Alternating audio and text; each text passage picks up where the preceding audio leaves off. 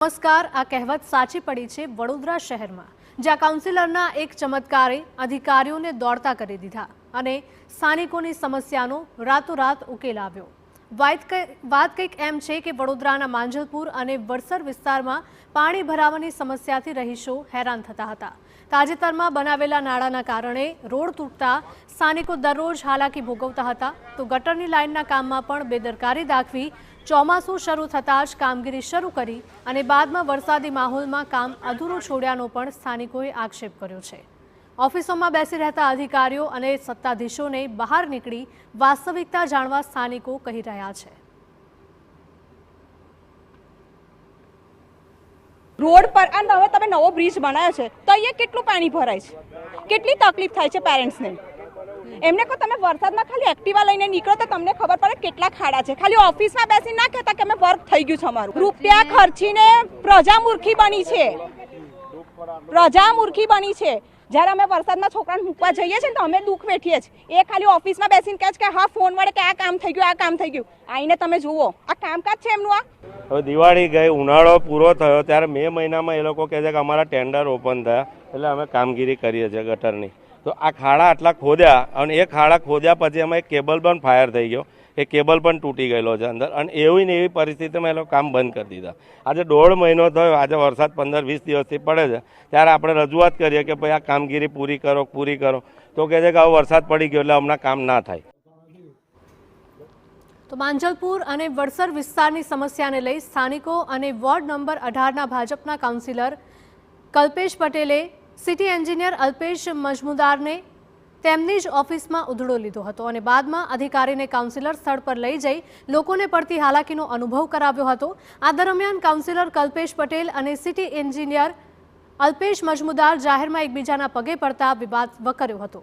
જોકે આ વિવાદ બાદ ચમત્કારને નમસ્કારની કહેવત સાચી પડી અને દક્ષિણ ઝોનના ડેપ્યુટી મ્યુનિસિપલ કમિશનરની જવાબદારી સંભાળતા સિટી એન્જિનિયર અલ્પેશ મજમુદારે રાત્રે 3 વાગ્યા સુધી સ્થળ પર ઊભા રહી કામ કરાવ્યું હતું અને કામમાં બેદરકારી દાખવનાર 2 એન્જિનિયરોને નોટિસ ફટકારી ખુલાસો પણ માંગ્યો।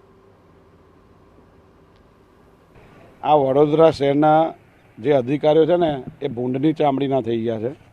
એમને 50 વાર કહીએ ને તો એમને ખબર ના પડે, એટલે મારું આ ધ્યાન દોરવું ખાસ જરૂરી હતું। હું તો મારા સાથી 76 કાઉન્સિલરોને કહીશ કે આ તંત્રના પાપે આપણે બદનામ થવું પડે, આપણી પાર્ટી ભારતીય જનતા પાર્ટી બદનામ થાય એની જગ્યાએ અધિકારીઓને ખુલ્લા પાડવા જોઈએ।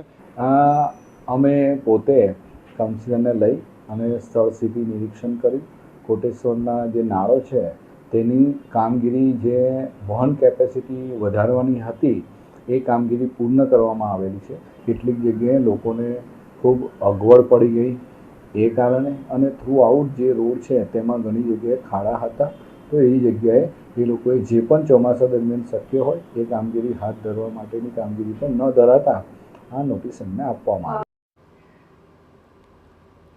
તો અધિકારીઓએ 2 એન્જિનિયરોને નોટિસ પણ ફટકારી છે અને નોટિસ ફટકારીને તેમની પાસેથી ખુલાસો પણ માંગવામાં આવ્યો છે। કામમાં શા માટે બેદરકારી દાખવી તે મામલે ખુલાસો મંગાવવામાં આવ્યો છે। વડોદરા શહેરમાં 2 દિવસમાં પડેલા સામાન્ય વરસાદમાં અનેક વિસ્તારો એવા છે કે જ્યાં આગળ પાણી ભરાવાની સમસ્યા થઈ હતી। તેમાંનો એક વિસ્તાર એટલે દક્ષિણ ઝોનનું વડસર ગામ। આ વડસરની નજીક આવેલા જે ગામો છે ત્યાં આગળ જે કામગીરી કરવામાં આવી છે, પ્રી મોન્સૂનની કામગીરી યોગ્ય રીતે નહીં કરવામાં આવી હોવાનું સ્થાનિકો દ્વારા જ્યારે કાઉન્સિલરને રજૂઆત કરવામાં આવી, ત્યારબાદ કાઉન્સિલર દ્વારા અવારનવાર સિટી એન્જિનિયર હોય કે અન્ય કોઈ પણ અધિકારીઓ તમામ લોકોને જાણ કરી, ત્યારબાદ જ્યારે જાતે ગટરના ઢાંકણો ખોલીને જોયા તો પ્રી મોન્સૂનની કામગીરી થઈ નહોતી અને ત્યારબાદ કામગીરી કરાવવા માટે કાઉન્સિલરે સિટી એન્જિનિયરના પગ પકડવાનો વારો આવ્યો। પગ પકડ્યા બાદ અધિકારીઓ દ્વારા રાત આખી જાગી અને કામગીરી પૂર્ણ કરવામાં આવી। તે વાતને લઈને કાઉન્સિલર દ્વારા સોશિયલ મીડિયા થકી અધિકારીઓનો આભાર પણ માનવામાં આવ્યો। કરોડોના ખર્ચે પ્રી મોન્સૂનની કામગીરીનો દાવાઓ કરતા અને સાથે સાથે 31મી મે પહેલા વડોદરા શહેરમાં 100% કામગીરી પૂર્ણ થઈ ગઈ તેવા દાવાઓ કરતા જે અધિકારીઓ છે, સિટી ઇજનેર છે, તેઓની કામગીરીની પોલ છતી પડી રહી છે। કારણ કે વડોદરા શહેરમાં એક દિવસની અંદર જ્યારે 2 ઇંચ ફક્ત વરસાદ પડ્યો અને તેવામાં જો જળબંબાકારની સ્થિતિ થતી હોય તો પ્રી મોન્સૂનની કામગીરી સામે અચૂક સવાલ ઊભા થઈ શકે। કેમેરા પર્સન રોહિત ગોયલ સાથે અંજલિ, ન્યૂઝ 9 વડોદરા।